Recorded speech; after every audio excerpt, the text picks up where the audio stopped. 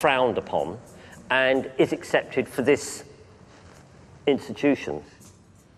What's interesting about this exhibition is that it does occupy a space in no man's land between the video screen and my beloved cinema. I know that if I saw some of these short films in a cinema, they'd make me cross. Here, in this space, I'm happy to watch them because the space itself and this sculpture that the images are being projected on is every bit as important as the video art itself. In the end, I think video art's natural home is the computer screen. But if you're going to put it in a gallery, this is how to do it.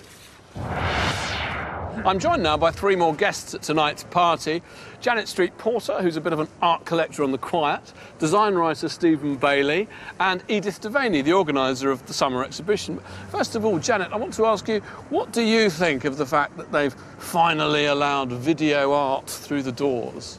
Well, they've given you a very, very uncomfortable seat to look at it on. It's like two planks, just in case you're getting ideas above your station. I sat through about 20 minutes of it, and to me, most artists' videos are just poor television. You know, they wouldn't get a job in my world. Let's put it that way.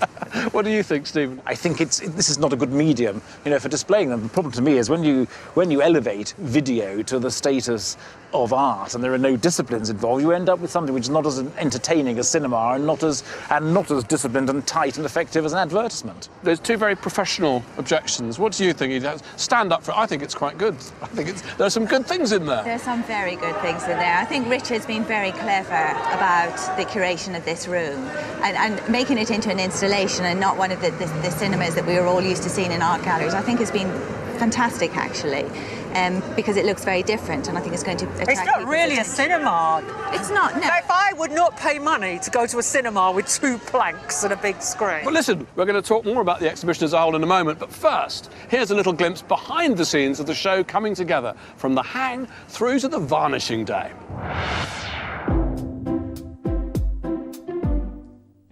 Think of the summer exhibition and one image immediately springs to mind. It's an image of walls absolutely rammed with art. Get something nailed to the wall. Pictures stacked floor to ceiling with no space around any of them. The show's been hung the same way every year since 1769, and so far it's looking like this year's exhibition is unlikely to buck the trend.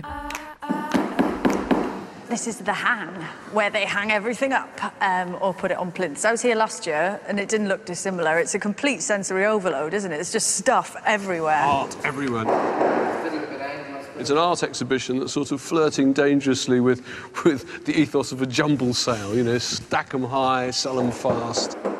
But this is the 241st summer exhibition, and it seems that this year the Royal Academy is trying to do things slightly differently. This year's theme is making space, isn't it? So how's that going to impact on things? You kind of wonder how that's going to work. What does it mean? Does it mean maybe it just means they're going to make space for as much as they can as usual? Perhaps they're going to go for a slightly sparer hang. Who knows? Every gallery in the show is curated individually by an academician, each bringing their own interpretation to this year's theme, making space. What about that little dance? Aptly enough, printmaker Eileen Cooper's in charge of the print room. We've been working on this since Monday, but we selected the work a couple of weeks ago, and you always tend to select more than you can hang.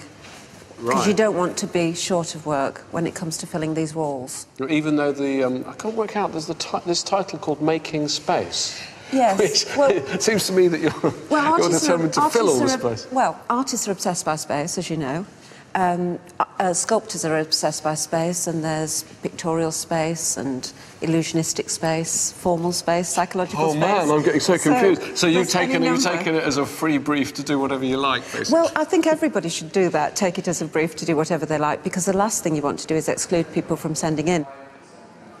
The one in the middle there, are you saying, what is that? What's the medium?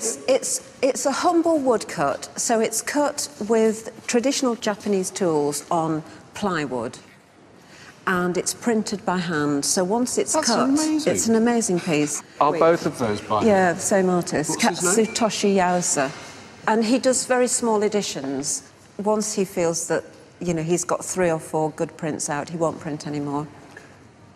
Whereas I don't mind getting my hands dirty. But mine's only an edition of 15 anyway. What's the title? Crosscurrent? Crosscurrent. Very restrained of you not to put yourself bang in the middle. I think that's admirable. We always try to show a bit of restraint here. It's called making space, not taking space. Suddenly I spot what I've been looking for. It's one of the pieces I picked out from the vaults. One of the hopefuls. One of the hopefuls. Adrian Bartlett's piece, already screwed to the wall. I think this looks pretty good here. What do you think of that? It's a nicely dense image, it's beautiful etching. Yeah, it's a nice piece. It's got a mood to it, hasn't it? That's what you're looking for. You're looking for a bit of mood and individuality. Yeah. That's particularly nice in the middle, that sort of white. Say, is that a coincidence? I would imagine nothing's a coincidence in here. Do you want to have a look Turin around? shroud of an object? Well, that's quite curious. And it's a Turin tea towel. Do you know what? I think it's printed in blood. You think it's printed in blood? This is Lee Wagstaff. The medium is Blood, Sweat and Tears. It's the Sudarium of Neukölln. Sudarium is the phrase for the veil. This is work by Michael Landy. I was going to say, these Two strange portraits. They're amazing, aren't they? Have they been sold? Sold. Nothing's for sale yet. Yeah. I'm Well, that's good. Sure they Can I will put be. a sticker on? I hope you can afford them. Next door, the sculpture room is being put together by academician Anne Christopher. Is it daunting? Like when you walk in, day one, bare gallery, fill it. I kept saying, get something nailed to the wall. I need something nailed to the wall. So like an anchor to everything else to spin around. Yeah, and I put those two works up first because I knew that I was going to place them there. So tell me about these. Well, it's a German artist called Peter Gershaw, and I hope I've pronounced that right. And it's got a tremendous spatial feel to it, and as this is this year's theme. Making space. Making space. But now it's turned into making space for something because we have so much work to hang. One of the focal points of this room is the Alan Jones sculpture, made especially for the show. There's also a wire piece by Anthony Gormley and a large wall sculpture by Nigel Hall. So those, in a sense, are my three key big pieces. And then I will sort of fit, no less important, but smaller works around them. Little constellations. Yeah, kind of. Yes, that's a nice way of putting it.